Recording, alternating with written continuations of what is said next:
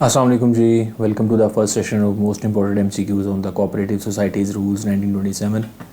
I hope you will be having a great time inshallah.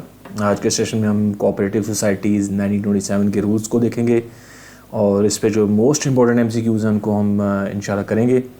तो आइए चलते हैं, स्टार्ट करते हैं। The very first question is who can summon a special general meeting at the instance of registrar? Option A है हमारे पास president of the society, option B है एनी मेंबर, ऑप्शन सी है any person authorised by the registrar, option D है central bank. तो याद रखिए rule 6A के मुताबिक रजिस्ट्रार जिस शख्स को नामजद करे वही स्पेशल जनरल मीटिंग बुला सकता है। तो फिर इसका क्या जवाब होगा? Option C any person authorised by the registrar. Next question है जी, a special general meeting called under registrar's direction can transact. Option A हमारे पास only annual accounts, option B है ओनली इलेक्शंस, ऑप्शन सी है all business of annual general meeting plus special business mentioned by registrar, option D है only loan approvals. तो ऐसा है कि rule 6A के मुताबिक ऐसी मीटिंग में एनुअल जनरल मीटिंग के तमाम काम और रजिस्ट्रार की जानिब से मखसूस बिजनेस दोनों किए जा सकते हैं। तो फिर इसका क्या जवाब होगा? Option C all business of annual general meeting and special business mentioned by registrar. Next है जी हमारे पास every society with unlimited liability must fix. Option A हमारे पास its reserve fund, option B है maximum liability for loans and deposits from non members, option C है membership fees, option D है number of directors.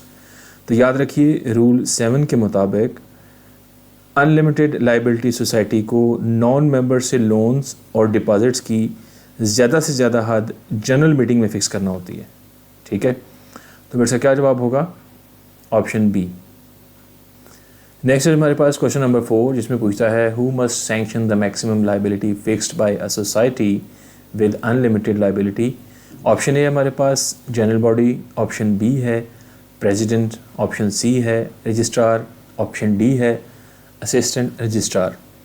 तो ऐसा है कि rule 7 के मुताबिक सोसाइटी की फ़िक्स की गई लाइबिलिटी रजिस्ट्रार की सैंक्शन के बगैर वैलिड नहीं होती। तो फिर इसका क्या जवाब होगा? ऑप्शन सी रजिस्ट्रार। नेक्स्ट है जी क्वेश्चन नंबर 5 जिसमें वो कहता है registrar may reduce the maximum liability of a society by giving notice. Option A हमारे पास any time without reason, option B है with reasons in writing and giving at least 4 months compliance time, option C है only after court approval, option D है never. तो याद रखिए rule 7 ये वाज़ेह करता है कि रजिस्ट्रार वजूहात लिख कर बताता है और कम अज़ कम 4 माह की मोहलत देता है। तो फिर इसका क्या जवाब होगा? Option be with reasons in writing and giving at least 4 months compliance time. Next है जी हमारे पास क्वेश्चन नंबर 6 जिसमें वो कहता है a society with limited liability can not incur liabilities from non members exceeding. Option A हमारे पास 5 times its share capital, option B है 10 times its share capital, option C है 15 times share capital plus reserves plus building fund accumulated losses, option D है unlimited. तो याद रखिए rule 8 के मुताबिक 15 टाइम्स की हद मुकर्रर है। नेक्स्ट है जी क्वेश्चन नंबर 7 जिसमें वो कहता है for land mortgage societies the boring limit is. Option A हमारे पास 10 टाइम्स, ऑप्शन बी है 15 टाइम्स, ऑप्शन सी है 20 टाइम्स और ऑप्शन डी है अनलिमिटेड।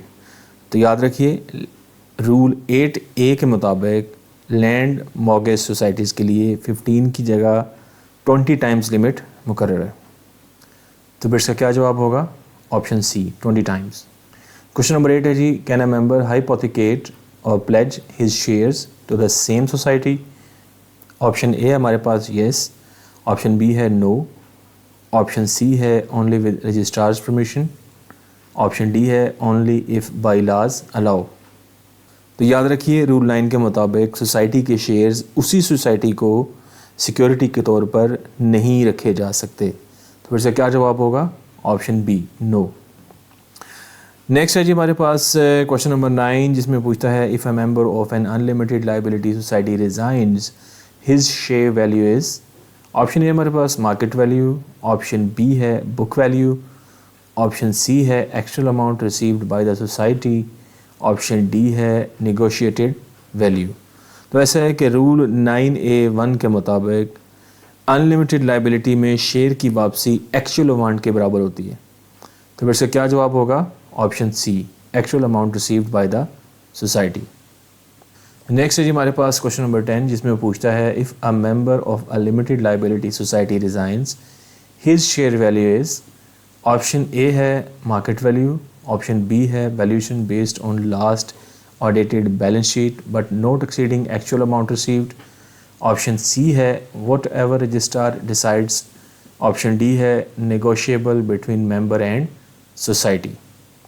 तो याद रखिए रूल 9A2 के मुताबिक लिमिटेड लाइबिलिटी में वैल्यू बैलेंस शीट से मुकर्रर होती है मगर असल अमाउंट से ज़्यादा नहीं हो सकती।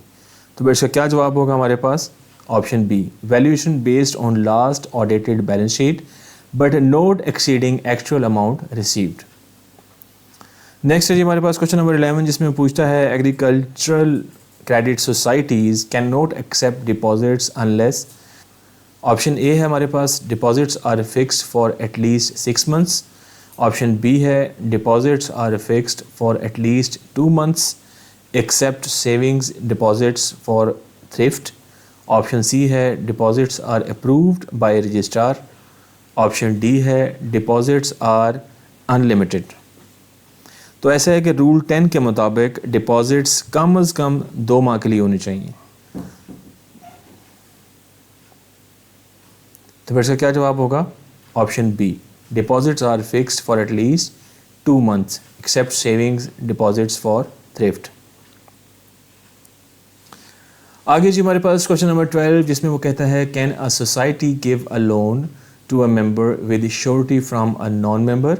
ऑप्शन ए हमारे पास येस, ऑप्शन बी है no unless exempted by registrar, option C है if society agrees, option D है yes if member is senior. तो इसका क्या जवाब होगा? इसके लिए हम देखेंगे रूल नंबर 11, जिसके मुताबिक नॉन मेंबर श्योरिटी पर लोन देना मना है सवाए रजिस्ट्रार की ख़ास इजाज़त के, यानी स्पेशली जो है रजिस्ट्रार अगर उसको एग्जेम्प्ट करता है तो ठीक, अदरवाइज़ नहीं दे सकते। तो फिर इसका क्या जवाब होगा? Option B. क्वेश्चन नंबर 13 में वो पूछता है losses of a society may be written off against. Option A है reserve fund first then share capital if limited liability, option B है ओनली प्रॉफिट्स, ऑप्शन सी है only registrar's fund, option D है can not be written off. तो याद रखिए rule 12 के मुताबिक losses जो हैं पहले रिज़र्व फंड से और फिर लिमिटेड लाइबिलिटी में शेयर कैपिटल से पूरे किए जा सकते हैं। तो फिर इसका क्या जवाब होगा? Option A, reserve fund first then share capital if limited liability. आगे जी हमारे पास क्वेश्चन नंबर 14, जिसमें वो कहता है who must sanction writing off losses. Option A हमारे पास रजिस्ट्रार ओनली, ऑप्शन बी है assistant registrar only, option C है general meeting approval plus approval of central bank और registrar as applicable, option D है सोसाइटी प्रेसिडेंट। तो ऐसा है कि रूल 12 में ये बात बिल्कुल वाज़ेह है कि लॉसेज जो हैं वो राइट ऑफ करने के लिए जनरल मीटिंग और अप्रूवल ज़रूरी होता है। तो फिर इसका क्या जवाब होगा? Option C, general meeting approval plus approval of central bank और रजिस्ट्रार एज एप्लीकेबल। नेक्स्ट है जी हमारे पास क्वेश्चन नंबर 15, जिसमें पूछता है the term losses in rule 12 includes. Option A हमारे पास only operating losses, option B है bad debts also, option C है only capital losses, option D है ओनली डेप्रिसिएशन। तो याद रखिए रूल 12 की एक्सप्लेनेशन में लिखा हुआ है कि लॉसेज में बैड डेट्स भी शामिल हैं। तो फिर इसका क्या जवाब होगा? Option B, bad debts also. Then है जी हमारे पास क्वेश्चन नंबर 16, जिसमें पूछता है interlending under section 34 also means. Option A हमारे पास only borrowing from central bank, option B है only borrowing from members, option C है deposit made by one society with another society, option D है none of these. तो ऐसा है कि rule 13 के मुताबिक इंटरलैंडिंग में सोसाइटीज़ के दरमियान डिपॉजिट्स भी शामिल होते हैं तो फिर इसका क्या जवाब होगा? Option C, deposit made by one society with another society. आगे जी क्वेश्चन नंबर 17, जिसमें वो कहता है which register must every credit society keep. Option A हमारे पास register of members, option B है only cash book, option C है only bank account, option D है नन। तो याद रखिए रूल 14(1)(a) के मुताबिक हर क्रेडिट सोसाइटी को मेंबर्स का रजिस्टर रखना ज़रूरी है। तो इसका क्या जवाब होगा? Option A, register of members. Next है जी हमारे पास क्वेश्चन नंबर 18, जिसमें वो कहता है which account records all money received and paid. Option A हमारे पास लोन अकाउंट, ऑप्शन बी है डिपॉजिट अकाउंट, ऑप्शन सी है कैश अकाउंट, ऑप्शन डी है एक्सपेंस अकाउंट। तो ऐसा है कि रूल 14 में अकाउंट्स की लिस्ट में कैश अकाउंट बेसिक रिक्वायरमेंट है। तो फिर इसका क्या जवाब होगा? Option C, cash account. Next है जी हमारे पास क्वेश्चन नंबर 19, जिसमें वो कहता है minute book of proceedings of general meeting is compulsory. Option A हमारे पास नो, ऑप्शन बी है येस, ऑप्शन सी है only for big societies, option D है ऑप्शनल। तो ऐसा है कि रूल 14(1)(k) के मुताबिक जनरल मीटिंग्स का मिनट बुक रखना लाजमी होता है। तो फिर इसका क्या जवाब होगा? Option B. आज का लास्ट क्वेश्चन है जी minute book for committee meeting is. Option A हमारे पास नोट रिकॉर्ड, ऑप्शन बी है ऑप्शनल, ऑप्शन सी है कंपलसरी, ऑप्शन डी है ओनली फॉर अनलिमिटेड सोसाइटीज़। तो याद रखिए रूल 14(1)(l) के मुताबिक कमेटी की प्रोसीडिंग के लिए भी मिनट बुक लाजमी है। तो फिर इसका क्या जवाब होगा? सी, कंपलसरी। तो ये था हमारा आज का सेशन। उम्मीद करता हूँ आप लोगों को पसंद आया होगा, और अगर आप लोगों ने चैनल को सब्सक्राइब किया हुआ है तो बेल आइकन को ज़रूर प्रेस कीजिएगा ताकि आने वाला जो सेशन है वो आपको टाइमली आप तक पहुँच सके। इंशाल्लाह मिलते हैं जल्द ही एक नए सेशन में, तब तक के लिए इजाज़त दीजिए। अल्लाह हाफ़िज़।